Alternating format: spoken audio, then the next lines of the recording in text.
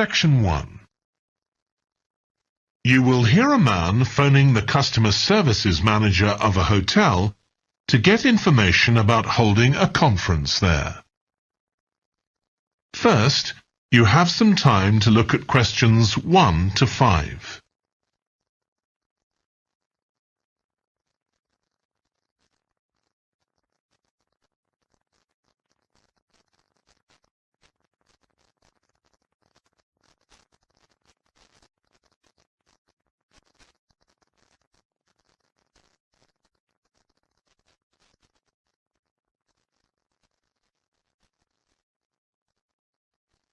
You will see that there is an example that has been done for you. On this occasion only, the conversation relating to this will be played first. Hello, Flanders Conference Hotel. Oh, hi. I wanted to ask about conference facilities at the hotel. Have I come through to the right person? You have. I'm the customer services manager. My name's Angela. The name of the customer services manager is Angela. So Angela has been written in the space. Now we shall begin. You should answer the questions as you listen because you will not hear the recording a second time. Listen carefully and answer questions 1 to 5. Hello, Flanders Conference Hotel. Oh, hi. I wanted to ask about conference facilities at the hotel. Have I come through to the right person? You have. I'm the customer services manager. My name's Angela. So, how can I help you? Well, I'm calling from Barrett and Stanson's. We're a medical company based in Perth. Oh, yes? And we're organising a conference for our clients to be held in Sydney. It'll be held over 2 days, and we're expecting about 50 or 60 people. When were you thinking of having it? Sometime early next year, like the end of January. It'd have to be a weekend. Let me see. Our conference facilities are already booked for the weekend beginning January the 28th. We could do the first weekend in February. How about January the 21st? I'm afraid that's booked too. Well, let's go for the February date then. So, that's the weekend beginning the 4th. Okay. Now, can you tell me a bit about what conference facilities you have? Sure. So, for talks and presentations, we have the Tesla room. Sorry? Tesla, that's spelled Tesla. It holds up to 100 people, and it's fully equipped with a projector and so on. How about a microphone? Yes, that'll be all set up ready for you. And there'll be one that members of the audience can use too, for questions if necessary. Fine. And we'll also need some sort of open area where people can sit and have a cup of coffee. And we'd like to have an exhibition of our products and services there as well, so that'll need to be quite a big space. That's fine. There's a central atrium with all those facilities, and you can come before the conference starts if you want to set everything up. Great. And I presume there's Wi-Fi? Oh, yes. That's free and available throughout the hotel. Okay. Would you also like us to provide a buffet lunch? We can do a 2-course meal with a number of different options. What sort of price are we looking at for that? Well, I can send you a copy of the standard menu. That's $45 per person. Or you can have the special for $25 more. I think the standard should be okay, but yes, send me the menu. Before you hear the rest of the conversation, you have some time to look at questions 6 to 10.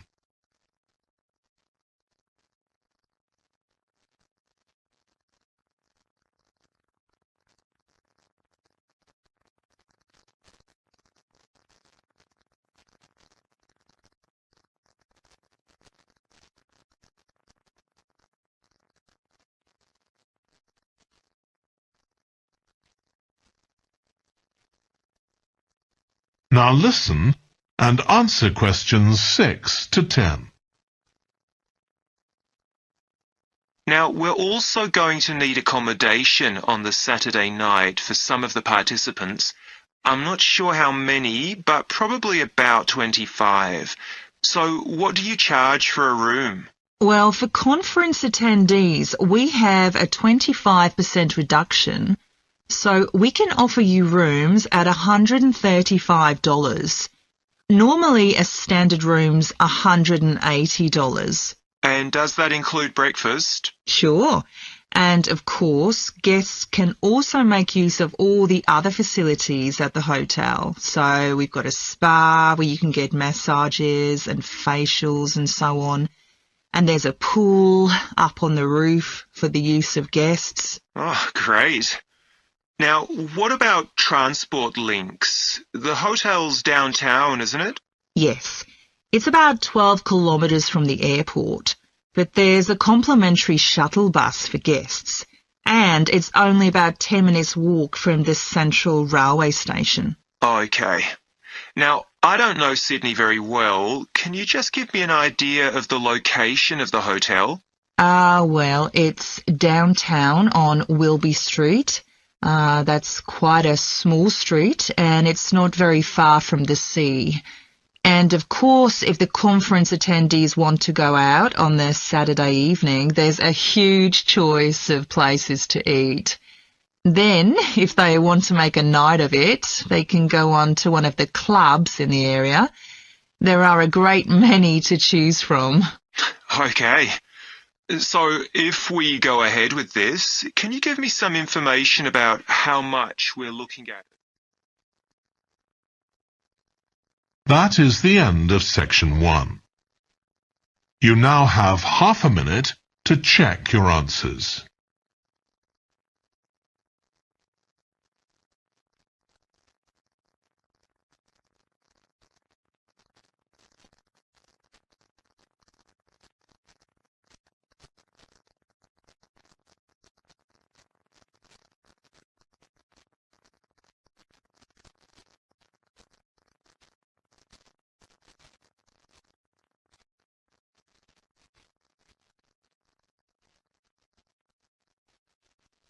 Now turn to section 2.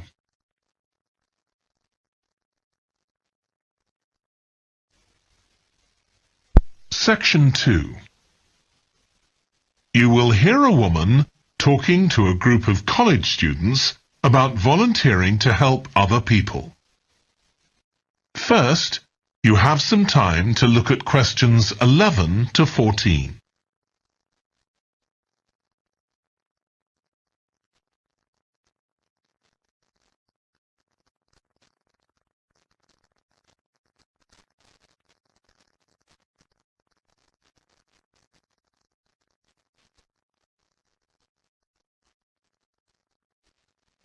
Now listen carefully and answer questions 11 to 14. Good morning. My name's Lucy Crittenden, and I'm the Director of Operations for an organisation that arranges volunteering in this part of the country. I'm hoping I can persuade one or two of you to become volunteers yourselves. Let me start by briefly explaining what we mean by volunteering. Volunteers are teenagers and adults who choose to spend some time unpaid helping other people in some way. Most volunteers devote 2 or 3 hours to this every week, while a few do much more. The people they help may have physical or behavioural difficulties, for example. Volunteers can do all sorts of things, depending on their own abilities and interests. If they're supporting a family that's struggling, for example, they may be able to give them tips on cooking, or recommend how to plan their budget, or how to shop sensibly on their income. They might even do some painting or wallpapering, perhaps alongside any members of the family who are able to do it. Or even do some babysitting, so that parents can go out for a while. The benefit from volunteering isn't only for the people being helped. Volunteers also gain from it. They're using their skills to cope with somebody's mental or physical ill health, and volunteering may be a valuable element of their CV when they're applying for jobs. Employers usually look favourably on someone who's given up time to help others. Significantly, most volunteers feel that what they're doing gives them a purpose in their lives. And in my opinion, they're lucky in that respect, as many people don't have that feeling. Before you hear the rest of the talk, you have some time to look at questions 15 to 20.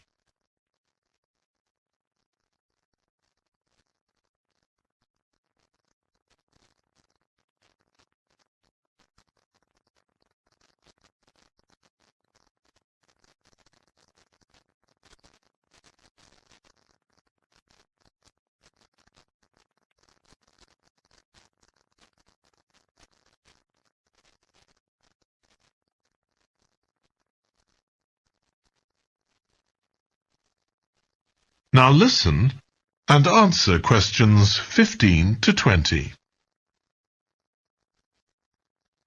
Now I'd like to tell you what some of our volunteers have said about what they do, to give you an idea of the range of ways in which they can help people. Habib supports an elderly lady who's beginning to show signs of dementia. Once a week they, along with other elderly people, go to the local community centre where a group of people come in and sing. The songs take the listeners back to their youth, and for a little while they can forget the difficulties that they face now. Our volunteer Consuela is an amazing woman. She has difficulty walking herself, but she doesn't let that stop her. She helps a couple of people with similar difficulties who had almost stopped walking altogether. By using herself as an example, Consuela encourages them to walk more and more. Min visits a young man who lives alone and can't leave his home on his own, so he hardly ever saw anyone. But together they go out to the cinema or to see friends the young man hadn't been able to visit for a long time. Tanya visits an elderly woman once a week. When the woman found out that Tanya is a professional dressmaker, she got interested. Tanya showed her some soft toys she'd made, and the woman decided to try it herself. And now she really enjoys it and spends hours making toys. They're not perhaps up to Tanya's standard yet, but she gains a lot of pleasure from doing it. Alexi is a volunteer with a family that faces a number of difficulties. By calmly talking over possible solutions with family members, he's helping them to realise that they aren't helpless and that they can do something themselves to improve their situation. This has been great for their self-esteem. And the last volunteer I'll mention, though there are plenty more, is Juba. She volunteers with a teenage girl with learning difficulties who wasn't very good at talking to other people. Juba's worked very patiently with her, and now the girl is far better at expressing herself and at understanding other people. OK, I hope that's given you an idea of what volunteering is all about. Now I'd like to talk to you about... That is the end of section 2. You now have half a minute to check your answers.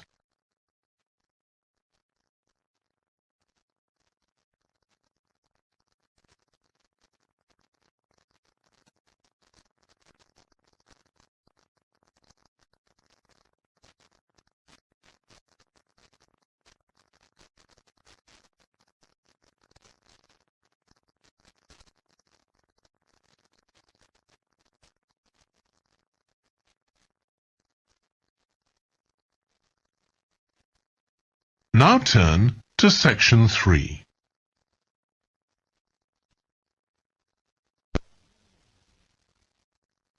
Section 3. You will hear a trainee music teacher called Joe talking to his supervisor about the school marching band that he has been given responsibility for.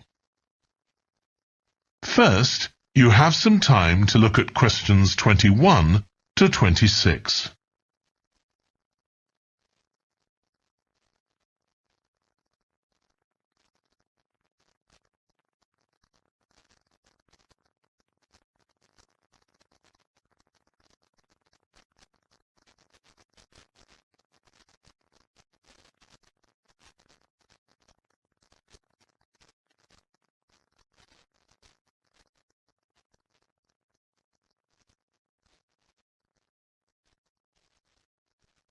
Now listen carefully and answer questions 21 to 26. So, how are you getting on with your teaching practice at the high school, Joe? Well, I've been put in charge of the school marching band, and it's quite a responsibility. I'd like to talk it over with you. Go ahead. You better start by giving me a bit of background. Okay. Well, the band has students in it from all years, so they're aged 11 to 18, and there are about 50 of them altogether. It's quite a popular activity within the school. I've never worked with a band of more than 20 before, and this is very different. I can imagine. They aren't really good enough to enter national band competitions, but they're in a regional one later in the term. Even if they don't win, and I don't expect them to, hopefully it'll be an incentive for them to try and improve. Yes, hopefully. Well, now the town council's organizing a carnival in the summer, and the band has been asked to perform. If you ask me, they aren't really up to it yet, and I need to get them functioning better as a band, and in a very short time. Have you been doing anything with them? Apart from practicing the music, I mean. I played a recording I came across of a drummer talking about how playing in a band had changed his life.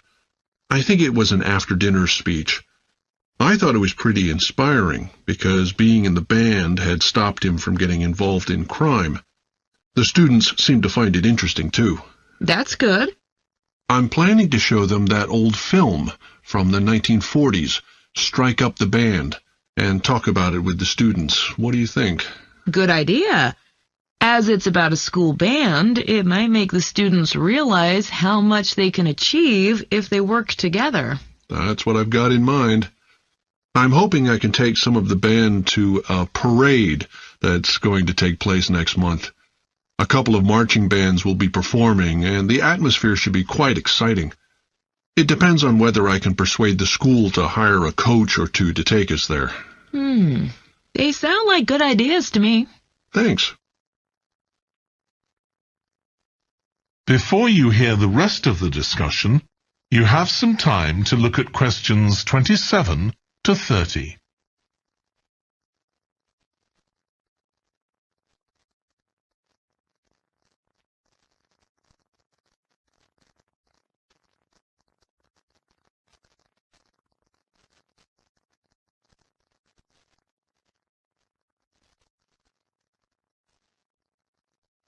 Now listen and answer questions 27 to 30.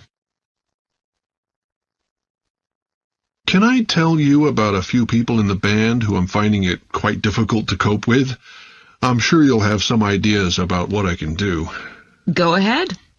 There's a flautist who says she loves playing in the band. We rehearse twice a week after school, but she's hardly ever there. Then she looks for me the next day and gives me a very plausible reason. She says she had to help her mother, or she's been ill, but to be honest, I don't believe her. Oh dear. Any more students with difficulties? Plenty. There's a trumpeter who thinks she's the best musician in the band, though she certainly isn't. She's always saying what she thinks other people should do, which makes my job pretty difficult. She sounds a bit of a nightmare. You can say that again. One of the trombonists has got an impressive sense of rhythm and could be an excellent musician, except that he has breathing difficulties, and he doesn't really have enough breath for the trombone. He'd be much better off playing percussion, for instance, but he refuses to give up, so he ends up only playing half the notes. I suppose you have to admire his determination. Maybe. One of the percussionists isn't too bad, but he never seems to interact with other people, and he always rushes off as soon as the rehearsal ends. I don't know if there are family reasons or what, but it isn't good in a band, where people really need to feel they're part of a group. There are others too, but at least that gives you an idea of what I'm up against. Do you have any thoughts about what I can do, Lizzie? That is the end of section 3. You now have half a minute to check your answers.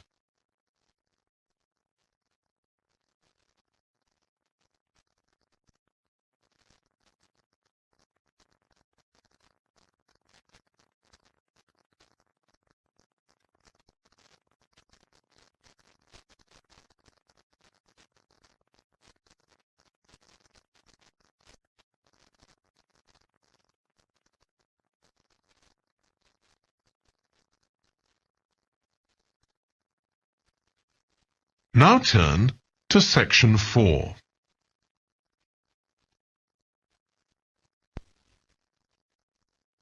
Section 4. You will hear a British University lecturer in music talking about concerts in an arts festival. First, you have some time to look at questions 31 to 40.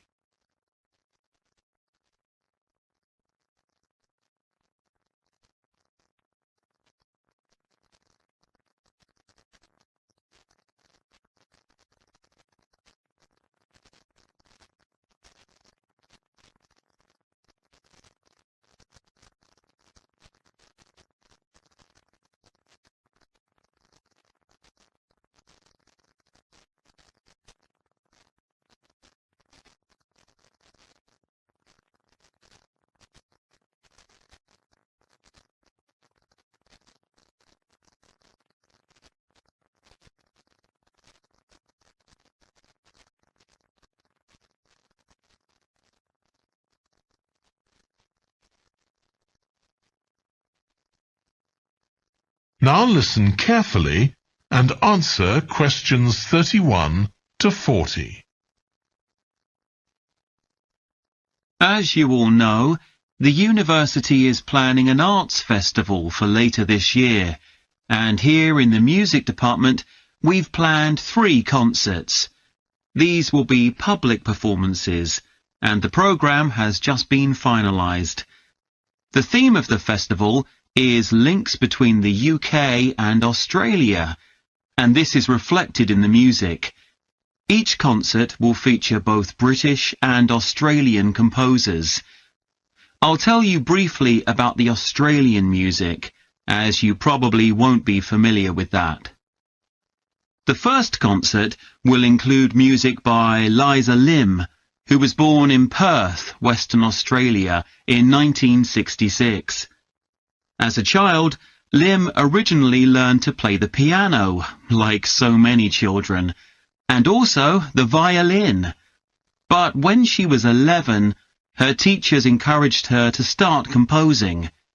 She found this was her real strength, and she studied and later taught composition, both in Australia and in other countries. As a composer, she has received commissions from numerous orchestras, other performers, and festivals in several countries. Liza Lim's compositions are vibrant and full of energy, and she often explores Asian and Australian Aboriginal cultural sources, including the native instrument, the didgeridoo. This is featured in a work called The Compass. Her music is very expressive, so although it is complex, it has the power of connecting with audiences and performers alike. In the festival, we're going to give a semi-staged performance of the Oresteia. This is an opera in 7 parts, based on the trilogy of ancient Greek tragedies by Aeschylus. Lim composed this when she was in her mid-20s, and she also wrote the text, along with Barry Kosky. It's performed by 6 singers, a dancer, and an orchestra that, as well as standard orchestral instruments, includes electric guitar and a traditional Turkish stringed instrument. Lim wrote that because the stories in the tragedies are not easy to tell. The sounds she creates are also disturbing, and they include breathing, sobbing, laughing, and whistling. The work lasts around 75 minutes, and the rest of the concert will consist of orchestral works by the British composers Ralph Vaughan Williams and Frederick Delius.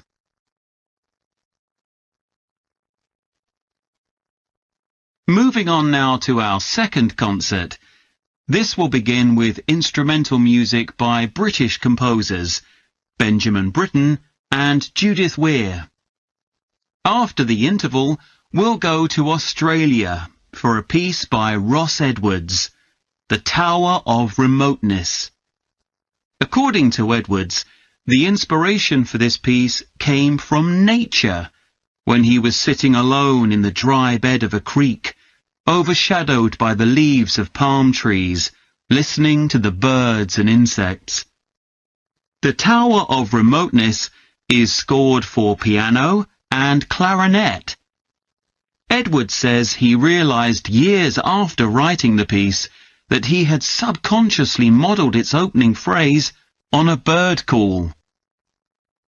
Ross Edwards was born in 1943 in Sydney, Australia, and studied at the Sydney Conservatorium of Music and the universities of Adelaide and Sydney.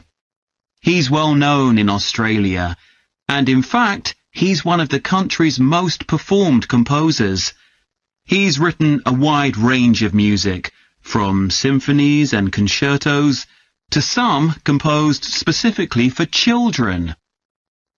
Edwards's music has been described as being deeply connected to Australia, and it can be regarded as a celebration of the diversity of cultures that Australia can be proud of.